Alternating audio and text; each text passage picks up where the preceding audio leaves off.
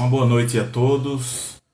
A graça e a paz de nosso Senhor e Salvador Jesus Cristo seja com todos os amados irmãos, com toda a igreja do Senhor em Jardim de São Paulo, com todos aqueles que nos acompanham pela rede social da igreja, pelo nosso Instagram.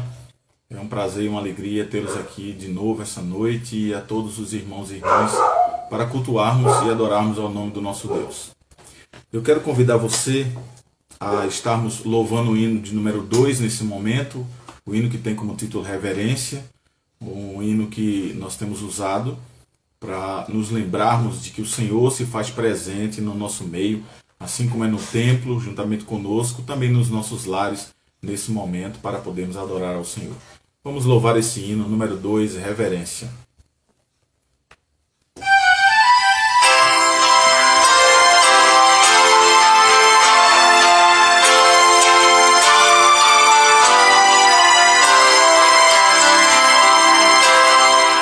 O Senhor está no seu santo templo. O Senhor está no seu santo templo. Cale-se diante dele toda a terra. Cale-se diante dele toda a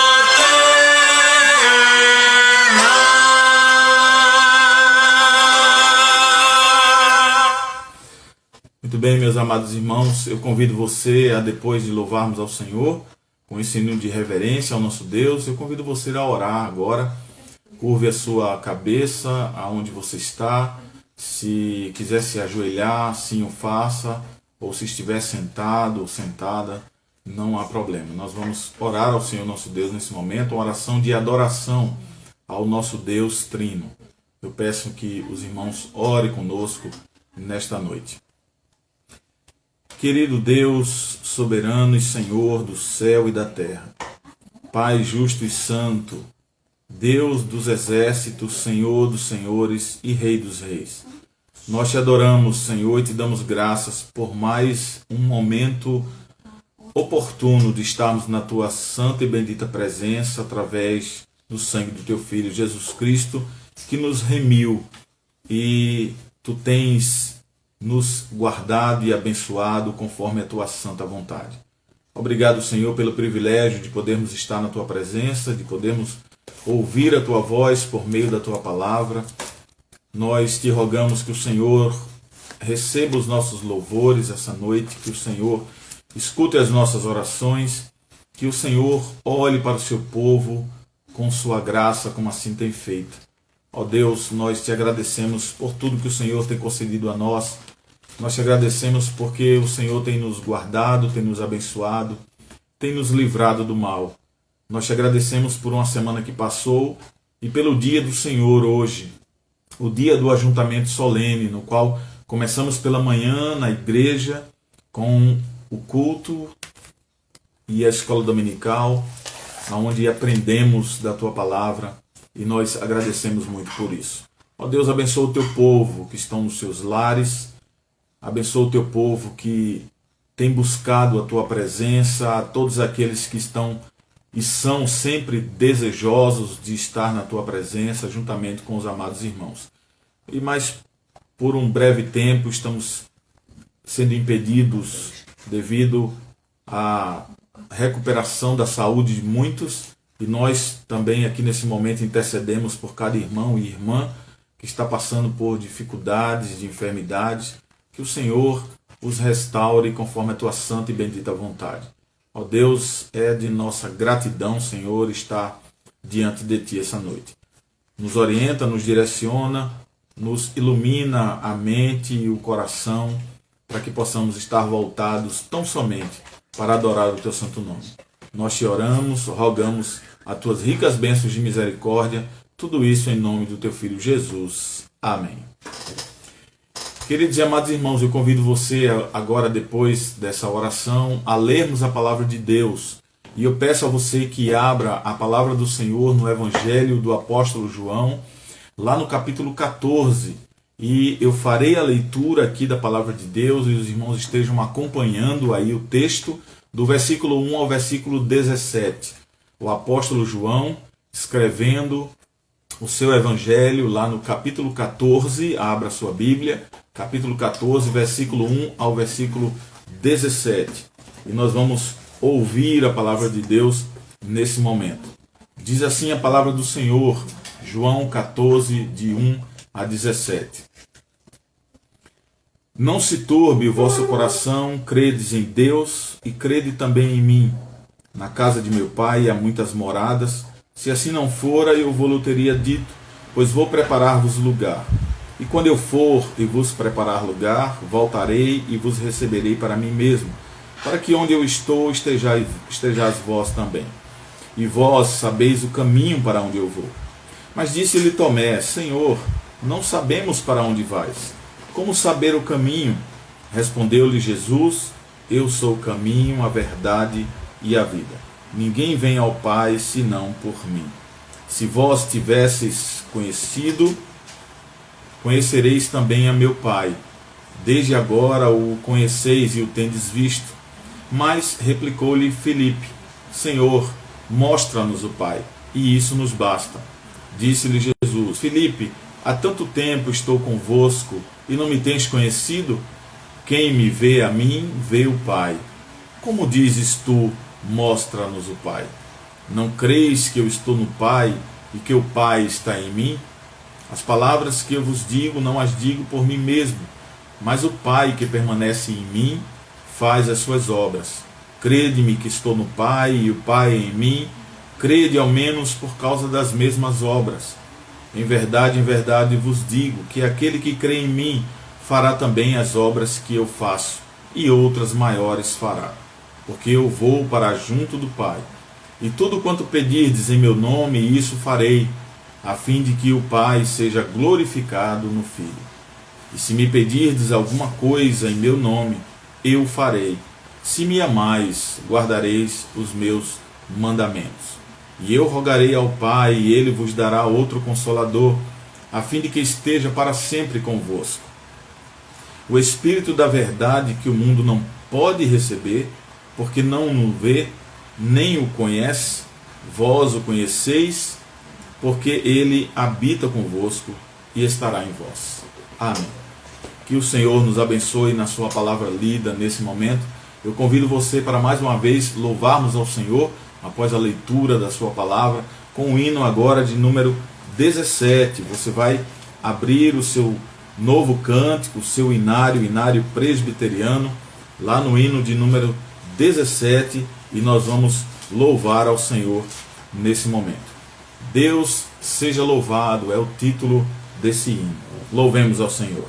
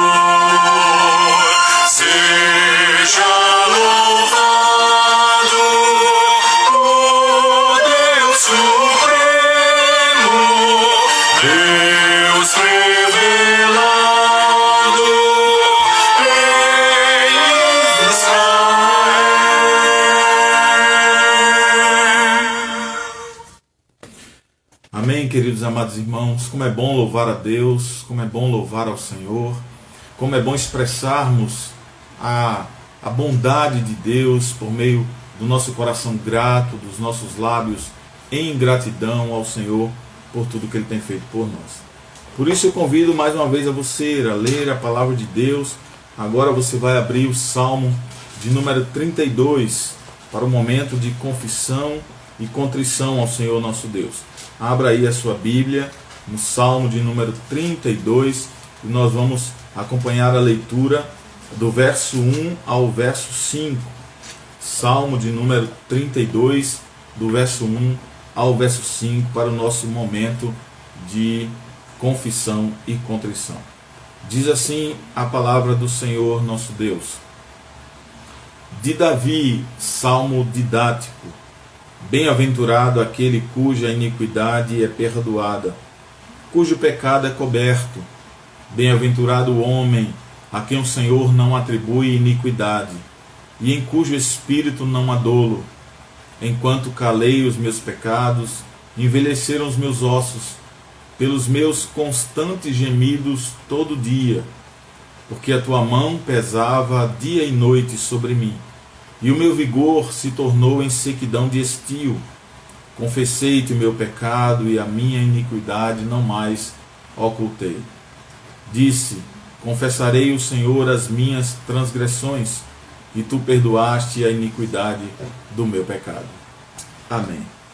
Que o Senhor, na sua infinita bondade, na sua infinita misericórdia, tenha compaixão de nós. E eu chamo você mais uma vez a, nesse momento, baixar a sua cabeça onde você está, curvar a sua fronte, e vamos orar ao Senhor uma oração de confissão, uma oração de corações contritos ao Senhor, para que o Senhor perdoe assim os nossos pecados. Vamos orar. Bendito Deus e Pai Todo-Poderoso, Pai do nosso Senhor e Salvador Jesus Cristo, ó Senhor Deus, nós estamos mais uma vez aqui na Tua presença, na Tua santa e bendita presença. Nós reconhecemos por meio das Escrituras o quanto precisamos da Tua graça, ó Deus, o quanto precisamos do Teu favor, o quanto precisamos que o Senhor olhe para cada um de nós, o quanto que o Senhor se apiede de cada um de nós. Ó Deus, nós confessamos os nossos pecados, os nossos erros ao Senhor essa noite. Tu que conheces o nosso coração, a nossa mente, a nossa vida, afinal de contas Tu nos formaste e nos adotaste, Senhor, para a glória do Teu nome. Ó Deus, perdoa-nos pelos nossos maus pensamentos, pelas nossas más atitudes, pela ausência do bem nas nossas mãos para assim fazer para com o nosso próximo. Perdoa, Senhor, as nossas negligências, perdoa-nos, Senhor, a nossa distância do Senhor por muitas vezes, perdoa-nos, Senhor, porque talvez tenhamos perdido a intimidade contigo, e precisamos voltar, olhar para trás e ver que deixamos o primeiro amor distante de nós. Por isso nós te pedimos a Tua ajuda, Senhor. Te pedimos que o Senhor nos ajude a levantar novamente e a buscar a Tua face de todo o coração. Para isso nós estamos aqui confessando os nossos erros. Para isso nós estamos confessando os nossos pecados. E te pedimos, Senhor, que na Tua infinita bondade Tu tenha misericórdia do Teu povo e nos perdoe, e derrame sobre nós a paz e a graça do Teu perdão. Faz tudo isso, Senhor, é um clamor nosso, para a glória do Teu nome e em nome do Teu Filho Jesus Cristo, aquele que vive e reina para todo sempre. Amém. Amém, queridos e amados irmãos. Eu convido você agora a fazermos a leitura mais à frente, aí no texto que você abriu, do Salmo 32, agora ir lá para o Salmo de número 100. Eu quero fazer a leitura deste Salmo antes que cantemos aqui, louvemos os cânticos espirituais para a glória de Cristo. Salmo de número 100, eu farei a leitura deste Salmo, os irmãos estarão aí acompanhando a leitura desse Salmo e logo depois estaremos assim louvando ao Senhor nosso Deus. Diz assim o Salmo de número 100: salmo de ações de graças. Celebrai com júbilo ao Senhor todas as terras. Servi ao Senhor com alegria e apresentai-vos diante dele com cântico. Sabei que o Senhor é Deus. Foi ele quem nos fez e dele somos. Somos o seu povo e rebanho do seu pastoreio. Entrai por suas portas com ações de graças e nos seus átrios com hinos de louvor. Rendei-lhe graças e bendizei-lhe o nome, porque o Senhor é bom e a sua misericórdia dura para sempre, e de geração em geração a sua fidelidade. Amém. Convido você, aonde você está, a louvarmos ao Senhor nosso Deus nessa noite.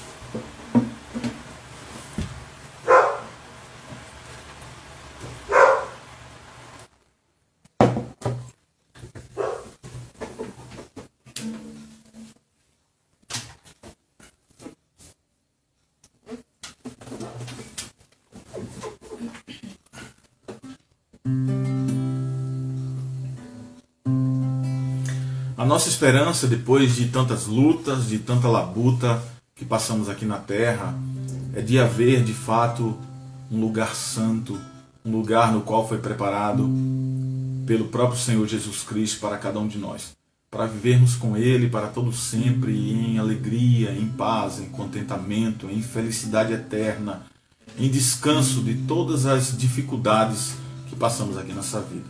E esse cântico, ele fala desse santo lugar aonde nós desejamos que o Senhor, na sua volta, venha nos trazer essa tamanha alegria da qual Ele mesmo prometeu, para a glória do nome santo de Jesus. Vamos louvar ao Senhor.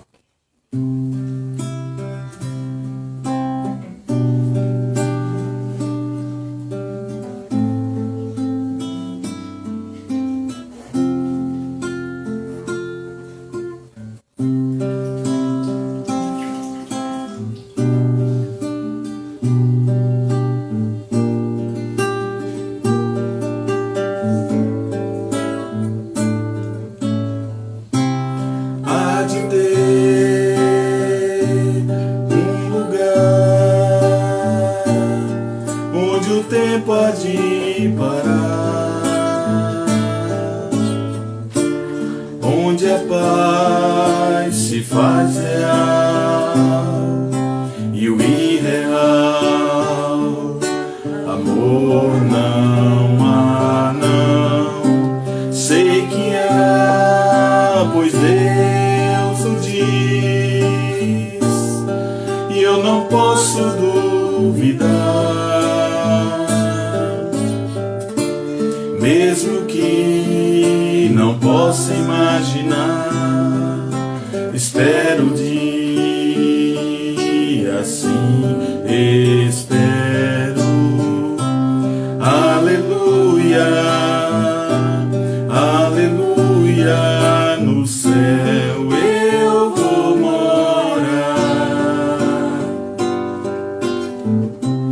Aleluia, aleluia, pois Cristo vem me buscar.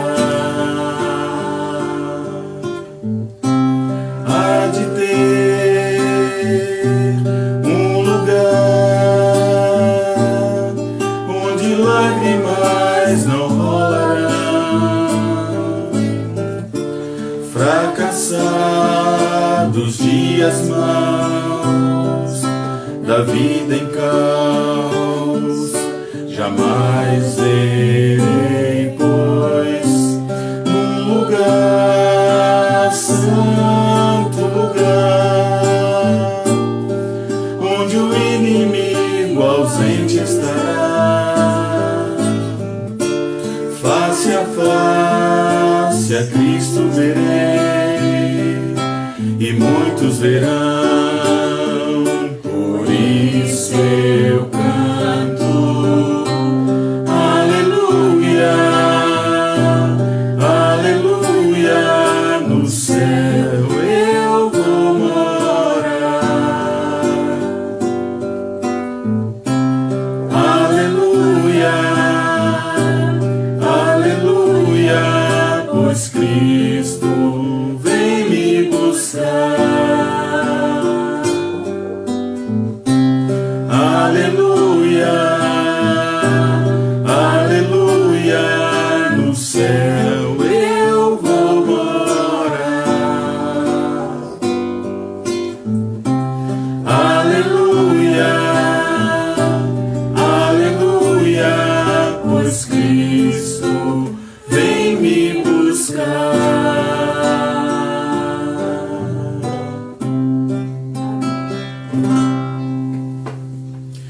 A nossa esperança de ter esse lugar, um lugar de gozo, de alegria, de contentamento que o Senhor preparou para nós.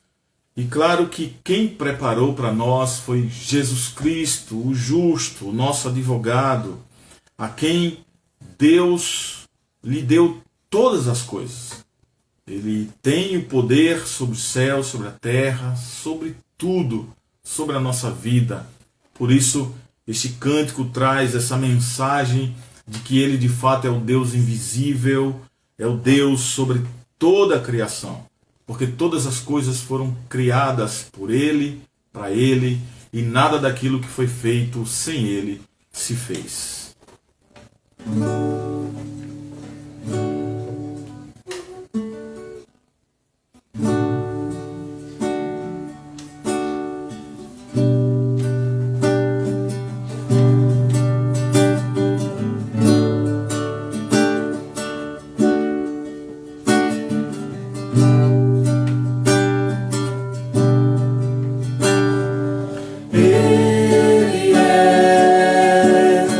A imagem do Deus invisível. Ele é Senhor sobre a criação, pois nele foram criadas todas as coisas, nos céus e na terra. Sejam tronos, soberanias, poderes ou autoridades, Ele é antes de tudo e a todos sustenta pela palavra, pois foi do agrado de Deus que em tudo Ele tenha supremacia.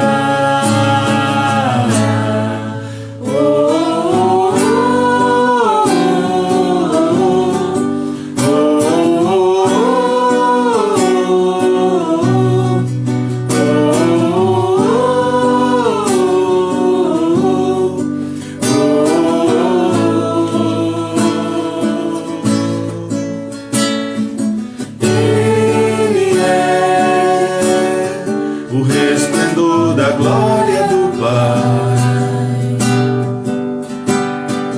Ele é a exata expressão do seu ser, pois nele foram criadas todas as coisas, dos céus e na terra. Sejam tronos, soberanias, poderes ou autoridades, Ele é antes de tudo e a todos sustenta pela palavra, pois foi do agrado de Deus que em tudo Ele tenha supremacia.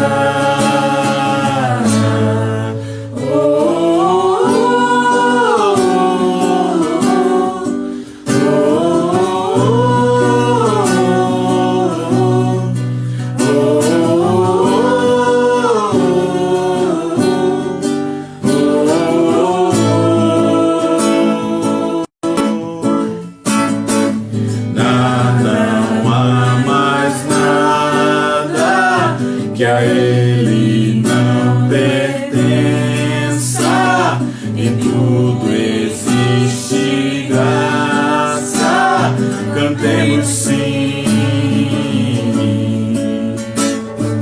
Já não há mais nada que a Ele não pertença, em tudo existe graça, cantemos sim.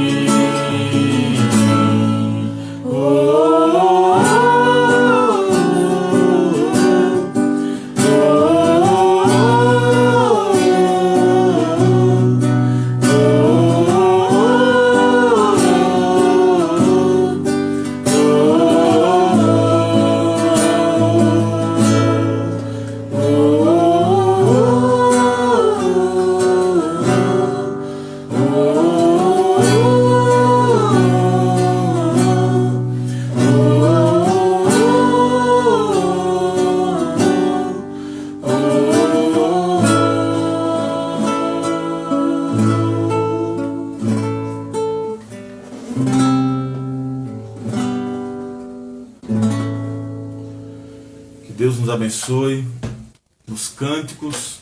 Como é bom louvar ao Senhor, como é bom louvarmos ao Senhor nosso Deus, como é bom estarmos alegres juntos, mesmo que hoje, por enquanto, não sendo o momento em que estejamos no templo, mas chegará o momento do nosso retorno, da nossa volta, mas nos alegramos quando estamos adorando ao Senhor, louvando ao seu santo nome.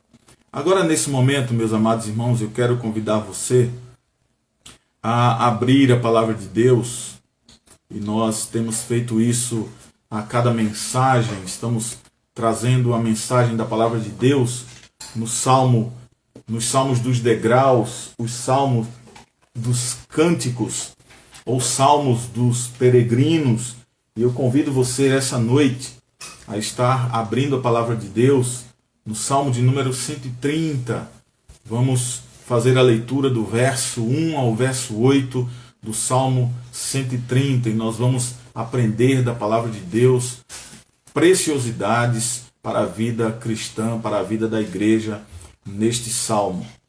Salmo de número 130, eu convido você a manter a sua Bíblia aberta aí nesse texto para discorrermos as verdades da palavra de Deus, conforme o Senhor falou ao nosso coração para podermos aprender da sua lei. Salmo de número 130. Farei a leitura da palavra de Deus e os irmãos estejam assim acompanhando essa leitura da palavra do Senhor.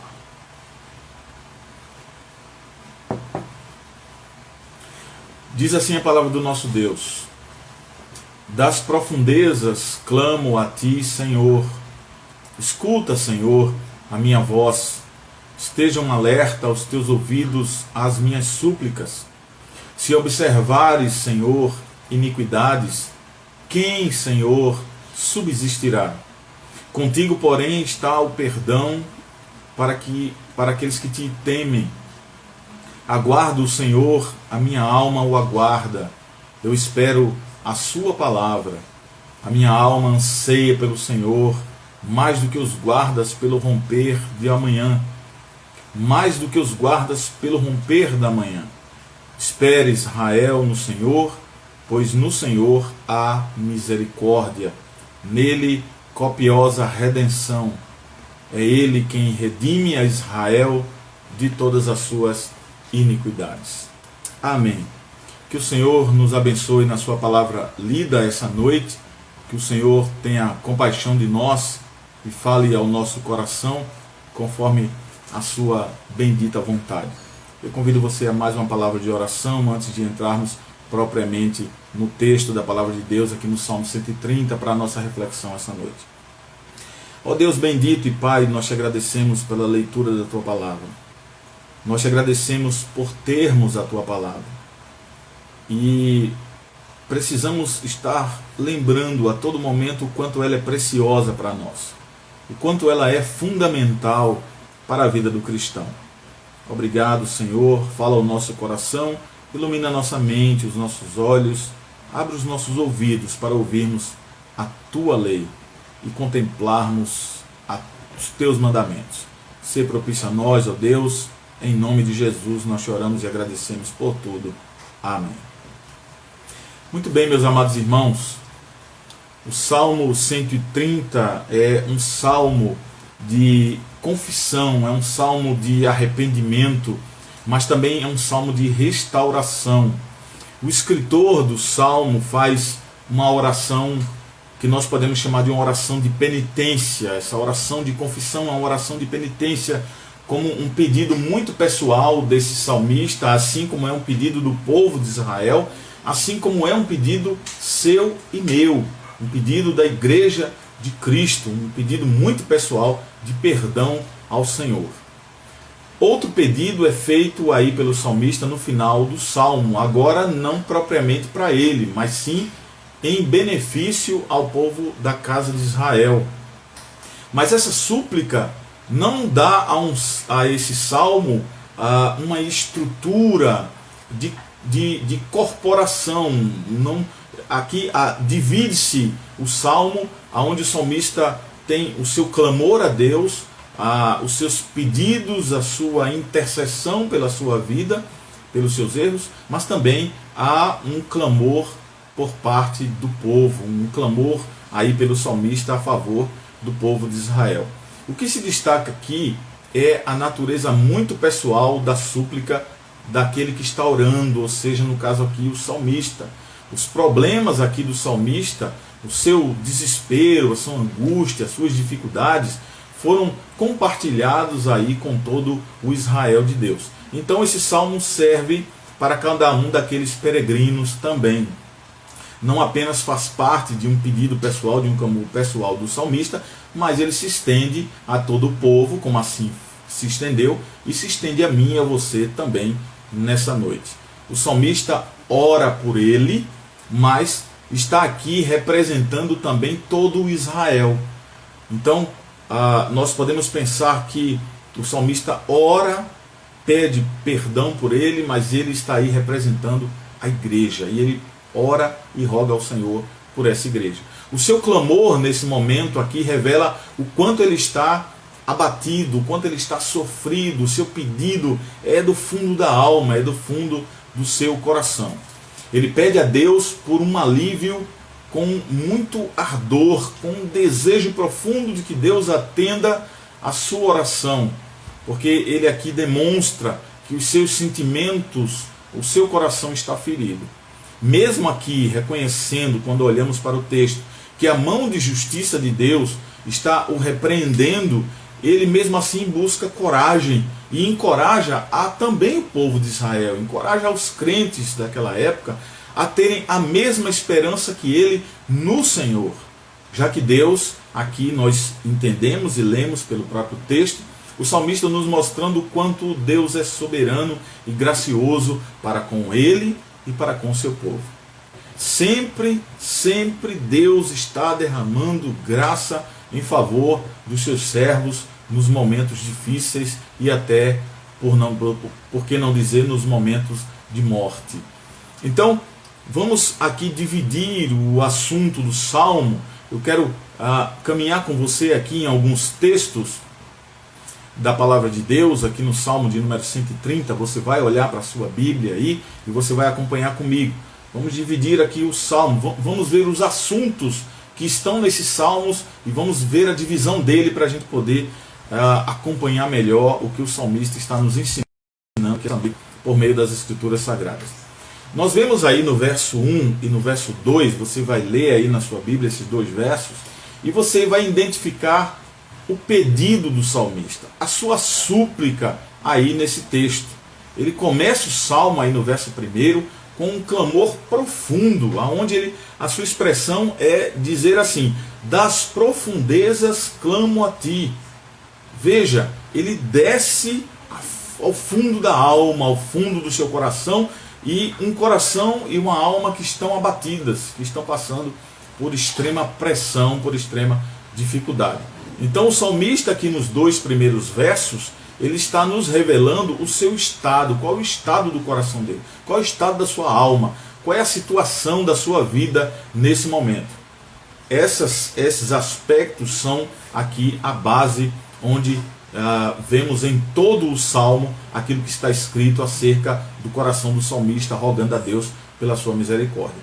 O estado da alma desse salmista está muito claro aqui para nós, quando ele usa a expressão das profundezas. Por aí você nota o quanto ela está em agonia, né?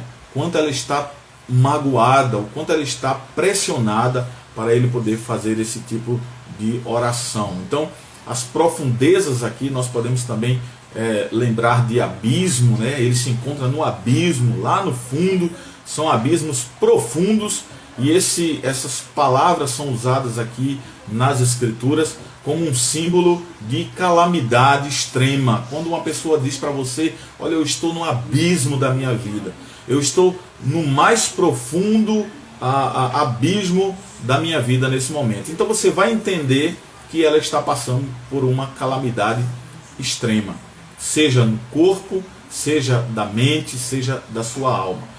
Um salmo que vem bem expressar essa mesma verdade que o salmista está expressando aqui no Salmo 130, é o Salmo 69, no verso 2 e o verso 15, onde o salmista diz assim: estou atolado em profundo lamaçal que não dá pé. Estou nas profundezas das águas e as correntes me submergem, as correntes estão por cima dele, as correntes de água cobriram aquele salmista. É assim que ele se expressa no Salmo 69, no verso 2. Lá no verso 15 ele diz assim: não me arraste as correntes das águas, nem me trague, me engula das águas, e a corrente também há de me submergir, a corrente também da água está por cima dele. Mas não me arraste a corrente das águas, nem me trague a voragem, nem se feche sobre mim a boca do poço. Então está aqui um exemplo muito claro de como o salmista está se portando num momento de grande agonia do seu coração.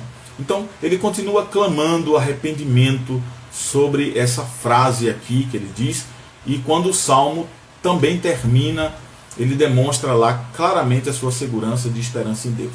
Ele começa clamando, ele começa rogando a Deus, ele tem um coração e uma alma angustiada, mas aí, claro, no final do salmo vai surgir a esperança, vai surgir o fôlego de vida, aonde ele vai saber que ele está num lugar seguro, porque Deus está com ele. Isso é os versos 1 e 2. Os versos 3 e 4, ele demonstra aí a convicção do perdão que Deus vai derramar sobre ele e o efeito desse perdão sobre ele. Então, você vai ver aí no verso 4, ele dizendo assim: contigo, porém, está o perdão. Ele tem convicção de que o perdão está com o Senhor, o perdão só vai partir da parte do Senhor, o perdão pertence a Deus. Ele sabe disso com toda certeza. Então, o pecado universal parece estar aqui sendo apresentado nessa declaração, onde vemos que ninguém poderia ser justificado se Deus não tivesse ciência de cada pecado e não os apagasse. Por isso que ele diz que o perdão está com o Senhor, o perdão pertence a Deus. E isso mostra aqui claramente que a única esperança para a paz no coração do salmista, para a paz no coração daquele povo e para a nossa paz vem do perdão de Deus. Esses são os primeiros 4 versos que nós trabalharemos mais a fundo, mas há também aqui, eu vou ler os versos 5 e 6 para entendermos a divisão do Salmo e entendermos cada verso, o que cada verso traz como título, para que venhamos a entender como o salmista expõe os assuntos do seu coração aqui para nós essa noite. Os versos 5 e 6 vai surgir aqui a espera do salmista pela esperança, porque aí ele vai dizer na palavra de Deus, nesses versos 5 e 6, ele começa dizendo uma frase aí: aguardo o Senhor, eu espero na sua palavra. Então aqui já não é mais aquela palavra de angústia, aquela palavra de sofrimento como é nos primeiros versos, como ele usa lá: das profundezas eu clamo a ti. Aqui ele já diz: eu aguardo no Senhor. Já chega uma calmaria, uma convicção, uma esperança de que Deus mudará a sua sorte.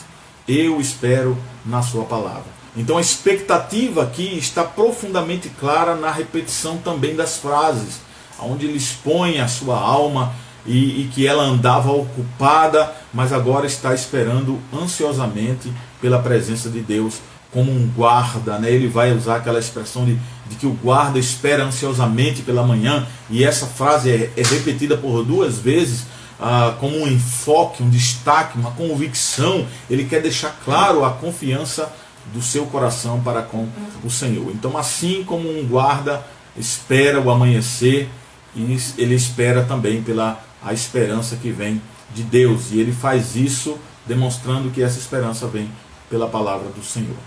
Muito bem, meus irmãos, e aí os versos 7 e 8 vem o salmista aqui trazendo uma aplicação, uma lição. Ele pega essa lição e aplica ao povo de Israel, e nós tiraremos também lições desse texto mais à frente, conforme a vontade de Deus.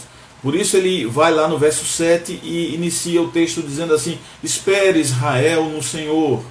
Essa é a aplicação que ele leva para Israel. essa é a advertência, a informação que ele leva para Israel e diz assim: irmãos, igreja de Deus, povo de Deus, espera Israel no Senhor, espere pelo Senhor.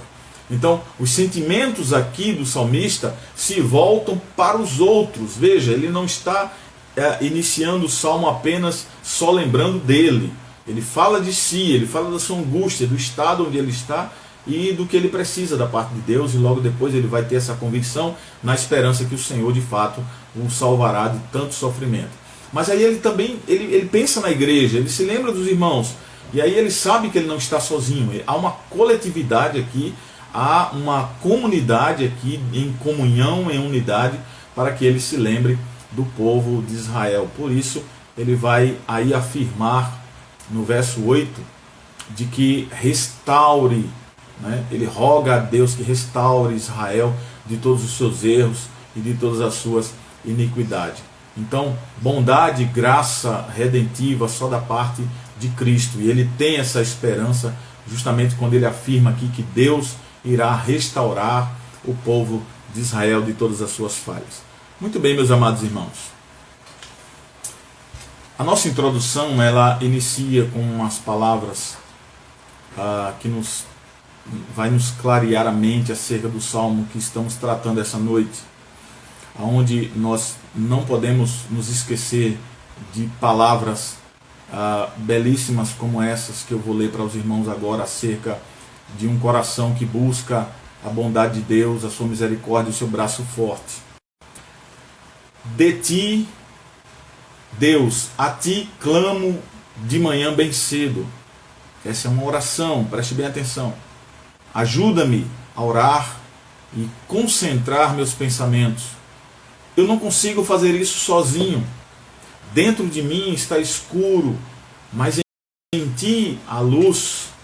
Eu estou só, mas tu não me abandonas. Eu estou desanimado, mas em ti há auxílio. Eu estou com incertezas, mas em ti há paz. Em mim há amargura, mas em ti há paciência. Não entendo os teus caminhos, mas tu conheces o caminho certo para mim. Essas palavras, essa oração, foram ditas de onde podemos dizer também das profundezas de uma cadeia. E elas foram ditas pelo teólogo alemão Dietrich Bonhoeffer, um pastor luterano, membro na época da resistência alemã nazista. Ele foi preso por ser contrário à política do governo de Hitler, ali no ano de 1943. E nesse mesmo ano ele foi enforcado aos 39 anos. Antes da guerra, esse homem diariamente se dedicava à leitura e à meditação da palavra de Deus. Agora, das profundezas da prisão, ele faz como o salmista. Ele clama ao Senhor. Essa mesma palavra de busca ao Senhor sustentava a sua esperança aonde ele estava. Sustentava a sua confiança de que a angústia e o sofrimento naquele momento não eram jamais maiores do que o amor que ele tinha por Deus. E pela graça e misericórdia que ele sabia que vinham do Senhor sobre a sua vida. O autor que escreveu este salmo, no qual nós vamos sair desse irmão querido e está na glória com o Senhor, nós vamos sair dessas palavras para as palavras do salmista no Salmo 130. O autor que escreve esse salmo, esta chamada oração, não revela com muita clareza aqui sobre qual o motivo da sua angústia, qual foi o motivo do seu sofrimento. Ele não entra em detalhes, o que é que ele estava passando, qual tipo de problema que estava sobre a sua vida. Mas nós podemos, com as ferramentas certas aqui, com um estudo um pouco mais apurado sobre esse Salmo 130, ver que ele trata em sua essência de arrependimento, e não apenas da angústia e também da dor do qual o salmista demonstra aqui no texto. Esse é um assunto que infelizmente tem perdido o espaço por muitas vezes na proclamação do Evangelho, seja na igreja, dentro dela ou também fora dela. Muitas pessoas estão enganadas pelo que conhecem como o evangelho do bem-estar e do perdão. Hoje, nos nossos dias, se prega e se crê num evangelho que promete perdão sem arrependimento e sem mudança. Isso é impossível. Esse evangelho é pregado em muitos lugares. Um evangelho que a promessa é de bênção, é de muita alegria, de muita felicidade, porém sem arrependimento e mudança de vida pelo pecador. Nós precisamos ter muito cuidado para não confundir arrependimento também com uma tristeza ligada a apenas um remorso, onde a pessoa que pratica algo de errado, ela volta a praticar diversas vezes naquele presente momento, e aquilo ao invés de gerar um arrependimento profundo para que lhe leve a lutar contra isso e não mais praticar, buscar ir até o sangue, como diz o autor aos Hebreus, que vocês não foram ainda até o sangue, mas deve buscar esse arrependimento, essa graça, essa misericórdia da parte do Senhor, para não mais cair naquilo que já havia feito, e não como alguns desse dito evangelho por aí, onde você pode ficar onde você está, na lama, no lamaçal do pecado, e apenas viver a sua vida tranquila e em paz. Então, arrependimento, segundo as Escrituras, ela requer mudança. Arrependimento nas Escrituras não anda sem a mudança. A mudança vai ser a grande consequência daquele que se arrepende profundamente. Só existe arrependimento de pecados quando acontece o abandono desses pecados. E é isso que o salmista está nos ensinando aqui na sua palavra, nos escritos do Salmo 130. Por isso o salmista nos leva nesse cântico a essa oração das profundezas do pecado do coração até a misericórdia de Deus, onde elas são a causa, segundo Lamentações 3:22, de não sermos consumidos, porque elas não têm fim. Por isso o salmista aqui, ele nos versos 1 e 2, inicia trazendo um primeiro ponto importante para nós, acerca da palavra de Deus no nosso coração. Nos versos 1 e 2, o salmista clama a Deus. Veja, você vai ler o texto aí, você vai ver um clamor do salmista. Os versos 1 e 2 vai mostrar o rasgar do seu coração, o desejo da sua alma em buscar a presença de Deus. A linguagem do autor aqui é semelhante à do Salmo 88, lá nos versos 6, no verso 7, onde o autor diz assim: puseste-me na mais profunda cova, nos lugares tenebrosos, nos abismos. Sobre mim pesa a tua ira, tu me abates com todas as tuas ondas. Veja, as profundezas aqui expressam o desprazer de Deus contra o pecado do salmista. Ele se sente afundado conforme as ondas o cercam, submergem. É a luta de alguém com um coração e a mente atribulados aqui. Então ele suplica: escuta, Senhor, a minha voz. Esse é o desejo do coração dele. Ele percebe que ele também, na verdade, não tenta diminuir a gravidade dos seus erros. Isso aqui é um detalhe importante. Na sua oração, na minha oração, nós nunca devemos diminuir a gravidade do nosso pecado. Nós devemos confessá-lo na íntegra, buscando profundidade, não no remorso, mas sim em puro arrependimento para a mudança para a glória de Deus. Ele aqui não diminui a gravidade dos seus erros. E ele não exige aqui também, nesta oração do Salmo 130, nenhum direito para si. Ele não diz a Deus que ele tem alguma razão, como algumas expressões que alguns costumam dizer: eu faço aquilo porque a carne é fraca. Ele não usa esse tipo de argumento enfadonho, esse tipo de argumento fraco, frágil, mas ele vai fundo na sua oração e sabe que no seu coração ele de fato errou, e ele reconhece que ele não tem direito algum diante do Senhor. É um exemplo para os que tentam muitas vezes dar desculpas pelos seus pecados. Eu pequei por causa disso, eu pequei por causa daquilo, eu pequei porque a carne é fraca, eu pequei porque eu estava junto, eu pequei porque eu passei muito tempo morando ali, eu pequei porque... E tudo tem uma explicação. Então explica, mas não justifica. É perigoso, irmãos, ter essa postura, a postura de um fariseu, como é escrito lá no Evangelho de Lucas, capítulo 18, versículo 11. O fariseu, posto em pé ali, orava ao Senhor, mas na verdade as palavras não chegavam a Deus porque ele orava de si para si, como diz no texto. E ele dizia dessa forma: ó Deus, graças te dou, porque não sou como os demais homens, que são roubadores, injustos e adúlteros, nem ainda como este publicano. Então ele está ali junto de um publicano que orava completamente diferente dele.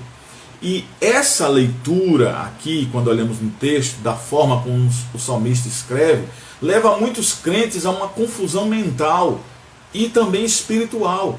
E aí vai surgir uma pergunta: Deus permite que eu desça até as profundezas do abismo? Muitas pessoas, meus irmãos, não acreditam que Deus permita algo assim. Não, algumas pregações por aí dizem: não, Deus não quer. Você não precisa se humilhar tanto, você não precisa chegar ao fundo do poço. Deus é só amor, Deus é bom. Ele não quer que você rasteje, Ele não quer que você caia no pó. Ele não deseja isso. Porém, meus irmãos, a resposta será com outras perguntas.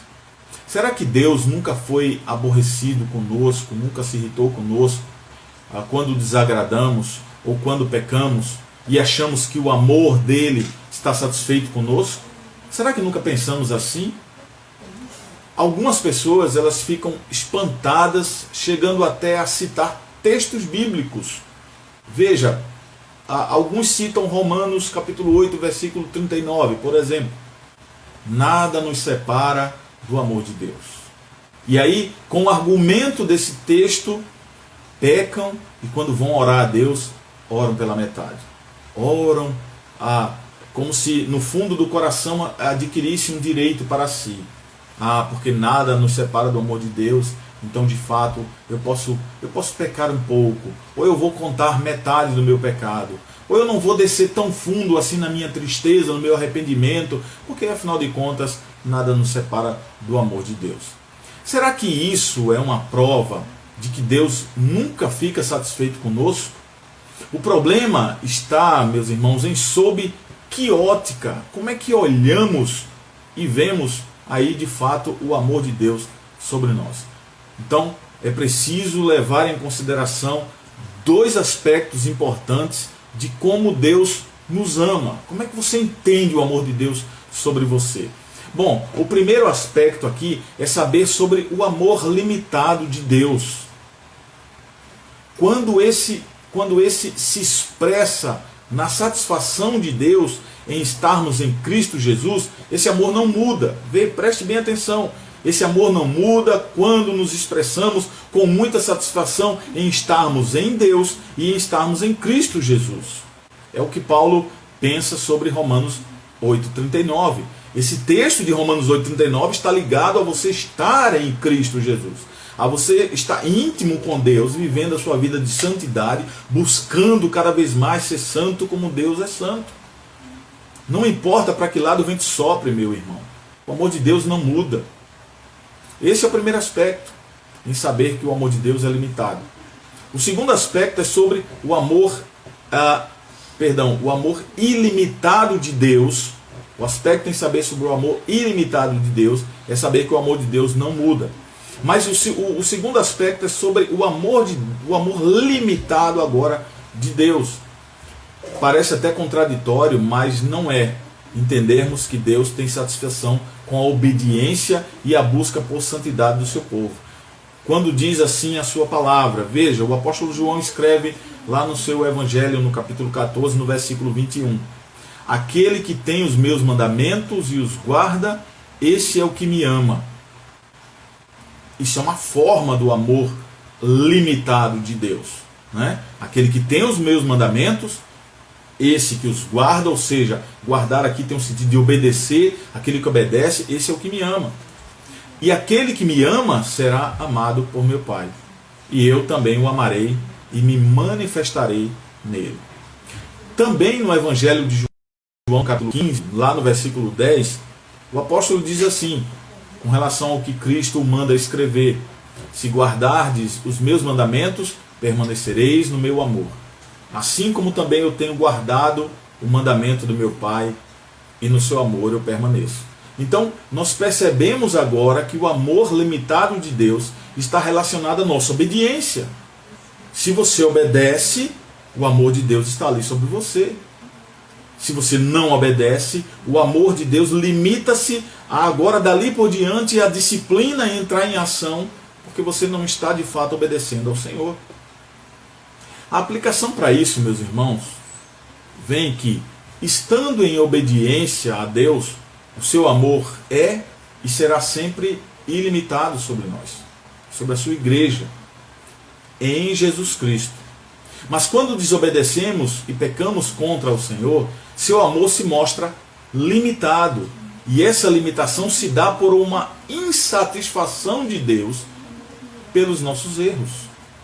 Então, o resultado em nós do amor limitado de Deus, quando ele se sente insatisfeito sobre o quanto nós erramos e pecamos e não buscamos arrependimento, então o que acontece como consequência são as angústias sobre nós, a falta de paz, a inquietação que nos levam às profundezas da dor. Então o salmista está ali nas profundezas da dor por causa de sua inquietação, por causa da insatisfação de Deus sobre o pecado que ele cometeu. Assim como expressou o salmista Davi também lá no Salmo 51, nos versos 4, no verso 11 e no verso 12. Veja, ele confessa dizendo assim: pequei contra ti somente, e fiz o que é mal perante os teus olhos, de maneira que serás tido por justo no teu falar e puro no teu julgar. E ele vai indo mais profundo na alma, quando ele vai dizendo: não me repulses da tua presença, nem me retires o teu Santo Espírito, mas restitui-me a alegria da tua salvação. Sustenta-me com um espírito voluntário. E no Salmo 32, também escrito por Davi, lá nos versos 3 a 4, ele diz assim: enquanto calei os meus pecados, envelheceram os meus ossos pelos meus constantes gemidos todo dia. Porque a tua mão pesava dia e noite sobre mim, e o meu vigor se tornou em sequidão de estio. Esses aqui são os sinais de uma consciência atribulada pelo pecado. O pecado, é preciso que esse pecado nos traga essa angústia, nos traga essa agonia, essa insatisfação. Porque se não tivermos essa insatisfação contra o pecado, teremos a insatisfação de Deus sobre nós. Porque pecamos e não nos arrependemos. Porque pecamos e quisemos encobrir as nossas falhas, tentando nos justificar, assim como foi a oração do fariseu. Eis aqui os sinais de uma consciência certa de que o pecado nos faz um mal tremendo. E onde só Deus, é uma outra consciência, onde só Deus pode restaurar de novo a alegria da salvação. É isso que o salmista Davi pede aqui: restitui-me a alegria da tua salvação. Olha, Senhor, não me retires da tua presença, não me repulses da tua presença, e não me retires do teu Santo Espírito, não faça isso.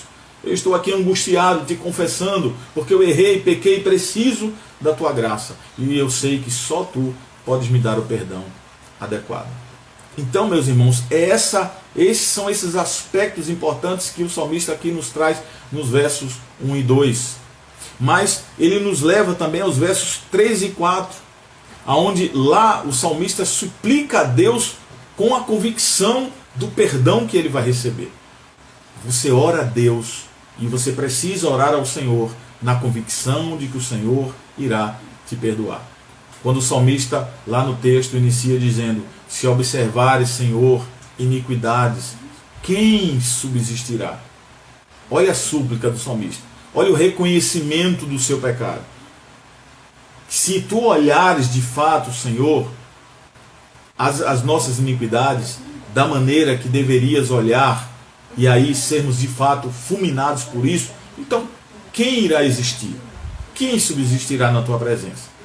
Mas, olha a esperança do salmista aqui, a convicção do perdão após ele confessar o seu pecado. Contigo, porém, está o perdão, para que te temam, para que venhamos a obedecer ao Senhor, a temer ao Senhor. Não um temor de medo de destruição, mas um temor de reverência àquele que pode nos perdoar. Aqui o salmista, meus irmãos, reconhece que, mesmo sendo também disciplinado, ele sabe que merece com justiça a insatisfação de Deus. Isso aqui é um outro aspecto. Porque tem gente que peca, erra e diz assim, eu vou correr aos pés de Deus e vou pedir perdão pelo meu pecado e pronto, só isso. Olha, nós devemos nos lembrar que Davi, o salmista Davi, era um homem segundo o coração de Deus. Era um rei muito amado pelo Senhor. E mesmo ele, após ter pecado, tendo um coração rasgado diante de Deus, ele pede perdão a Deus pelos seus pecados e tem a convicção de que o Senhor irá lhe perdoar. A consequência dos seus erros o acompanharão, virão sobre ele. E tem muitos que pensam o contrário. Não, depois que eu pedir perdão ao Senhor, está tudo certo, o Senhor não me punirá mais. Mas não é assim. O Senhor nos dará a disciplina correta para não cairmos de novo no mesmo erro. Por isso, está aqui o exemplo do salmista, ele nos ensinando que toda a igreja deve aprender que ninguém chegará à presença de Deus se não houver arrependimento por meio e através de Cristo Jesus.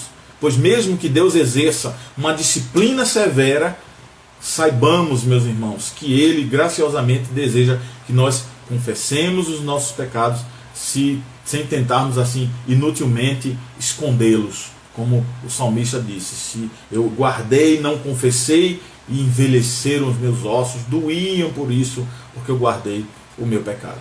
Provérbios nos traz um texto interessante, lá no capítulo 28, no versículo 13. Quando a palavra de Deus diz assim, o que encobre as suas transgressões jamais prosperará, mas o que as confessa e deixa alcançará misericórdia. Calvino disse sobre isso as seguintes palavras: portanto, se Deus resolvesse tratar conosco de acordo com as exigências de sua lei e nos convocasse a comparecer perante o seu tribunal, ninguém dentre toda a raça humana seria capaz de ficar em pé diante do Senhor. Por isso, o clamor em oração é a grande solução. Eu quero concluir, meus irmãos, a trazer a conclusão dessa passagem, dizendo o seguinte, que apesar do salmista se mostrar como o único aqui que ora nesse salmo, ele nos deixa aqui a entender a sentença sobre toda a raça humana, onde nós precisamos nos lembrar de que todos os filhos de Adão, do primeiro ao último, estariam perdidos e condenados se de fato Deus exigisse que prestassem contas de sua vida sem a sua graça. Ninguém sobreviveria. Como diz o salmista, ninguém iria subsistir. É necessário que até o mais reto, aquele que está em retidão, né? Aquele mais reto dentre os homens, enfrente essa disciplina. Assim foi com Davi, né? Para que clame a misericórdia de Deus como o seu único refúgio, como sua única salvação.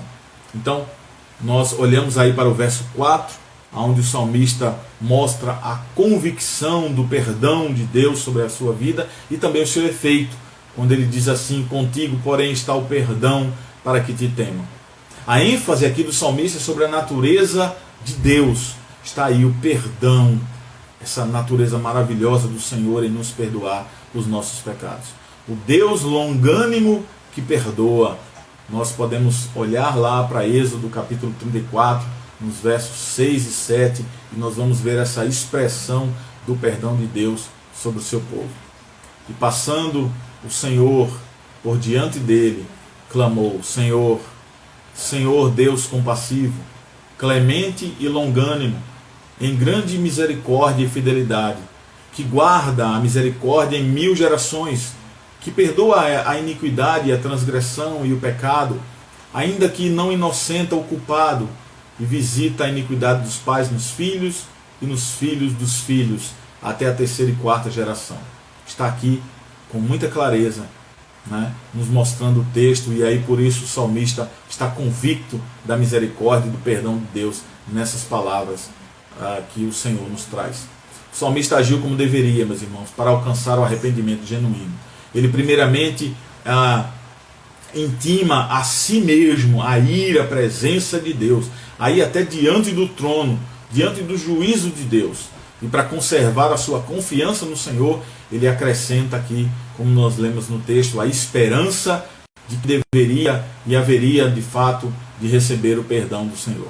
E para confirmar a si e a outros, o salmista declara que a misericórdia de Deus não pode ser separada ou retirada dele. Não pode sair, viver a parte do Senhor. Calvino também, sobre a intenção do autor do Salmo, ele fala como se dissesse: logo que penso em ti, tua clemência também se apresenta à minha mente, para que eu não tenha dúvida do que serás misericordioso para comigo. Visto que é impossível a ti mesmo divorciar-se, né, separar-se de tua própria natureza, a natureza de perdoar. Não é à toa que Jesus ensina a Pedro quantas vezes se deve perdoar. A palavra de Deus nos ensina de quantas vezes nós devemos perdoar. O fato de que tu és Deus é uma garantia de que serás misericordioso para comigo. Por isso, meus amados irmãos, como isso é importante, observar aqui a causa final, ou seja, o efeito final do perdão, no qual o salmista nos mostra no texto. Qual é o efeito final do perdão? Para que te temam, diz o salmista. Esse é o objetivo final, a necessidade absoluta da esperança em receber o perdão, e esse se contempla com temor diante do Senhor. Isso nós estudamos lá atrás também, quando vimos um pouco desse assunto no Salmo 128, onde lá aprendemos diretamente sobre o temor piedoso diante do Senhor. E esse temor piedoso, ele é fruto de uma experiência com a bondade de Deus. Eu quero concluir, meus amados irmãos, essa primeira etapa do texto. Eu devo trazer os outros versos no próximo domingo, se Deus assim permitir. Nós vamos ficar com esses primeiros versos, mas vamos trabalhar o restante no próximo domingo, mais a fundo alguns detalhes. Eu quero concluir dizendo a você essa noite: o pecado é uma afronta contra o amor de Deus. É uma afronta contra o Deus santo e justo. Quando conhecemos e vemos o nosso pecado como realmente ele é, e clamamos lá das profundezas, assim como fez o salmista aqui no Salmo 130, juntamente com ele nós clamamos ao Senhor das profundezas, dizendo, assim como disse Davi a Natã: pequei contra o Senhor. Disse Natã a Davi: também o Senhor te perdoou o teu pecado, e assim não morrerás. Depois desse reconhecimento e desse arrependimento, nos alegraremos com a glória e a paz do seu perdão em Cristo Jesus. Assim como fez o salmista, falando da esperança que ele tinha depois do clamor sobre a angústia que estava sobre ele acerca do seu pecado. Mas Deus o perdoou. Deus nos perdoa. Deus perdoa você. Mas clamemos ao Senhor. E ao clamar, confessemos de fato, literalmente, o nosso erro. E vamos nos arrepender profundamente desse erro, para que o Senhor conceda sobre nós a paz do seu perdão. Que o Senhor nos abençoe, que o Senhor nos guarde, que o Senhor derrame sobre nós com grande e rica bênção de misericórdia o seu perdão e o seu amor. Eu convido você a orarmos, fazermos a oração final aqui, rogando ao Senhor uma semana de paz e agradecendo pelo dia de hoje, e que o Senhor nos abençoe, que o Senhor nos guarde de todo mal, e que o Senhor nos ajude a fugirmos das tentações, para assim de fato vivermos dia a dia com a paz do seu perdão. Ore comigo. Bendito Deus e Pai Todo-Poderoso, Criador dos céus e da terra, nós te agradecemos pela leitura da tua palavra. Te agradecemos, ó Deus, pela maravilhosa graça que nos é dispensada pelo nosso Senhor e Salvador Jesus Cristo. Obrigado, Senhor, pela tua misericórdia sobre nós, aonde nos constrange a tua presença santa, a sabermos e reconhecermos que somos pecadores e que precisamos do teu braço forte. Por isso, ó Deus, quando orarmos ao Senhor, nos ajuda, Senhor, nos concede o temor devido para confessarmos de fato o nosso pecado e fazermos isso com um arrependimento autêntico, para que venha sobre nós a paz e o teu perdão, assim como foi para o salmista e ao teu povo, expressadas nesse salmo. Sê propício ao teu povo, Senhor, a homens e mulheres, a crianças e adultos, a todos em qualquer idade, ó Deus, a tua igreja amada em Jardim São Paulo, a todos que adoraram ao Senhor e continuam adorando e cultuando ao Senhor nosso Deus nesse momento por meio das redes sociais. Nós te rogamos também que o Senhor restaure a saúde dos enfermos, que o Senhor restaure a saúde da nossa família, da família de todos os amados irmãos e irmãs, ó Deus. Sê propício a nós, para a glória e louvor do teu nome. Nos dá uma semana de paz, de graça, de misericórdia, assim como uma noite tranquila, de um sono tranquilo e reparador, ó Deus, no dia de hoje, neste final de noite. Sê propício a nós, para a glória de Jesus. Nós rogamos essas ricas bênçãos de toda a misericórdia e graça da parte do Senhor, no nome do teu Filho amado, Jesus Cristo. Amém. Recebam a bênção, meus irmãos.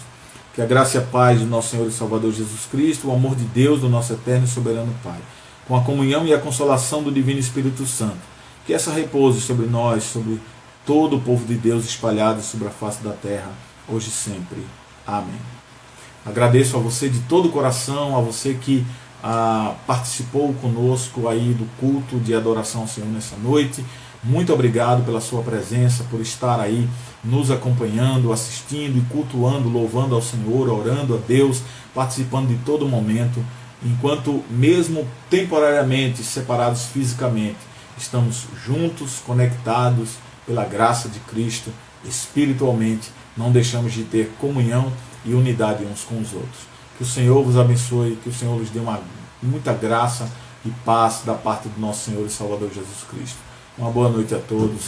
Fiquem na paz do Senhor Jesus. Amém.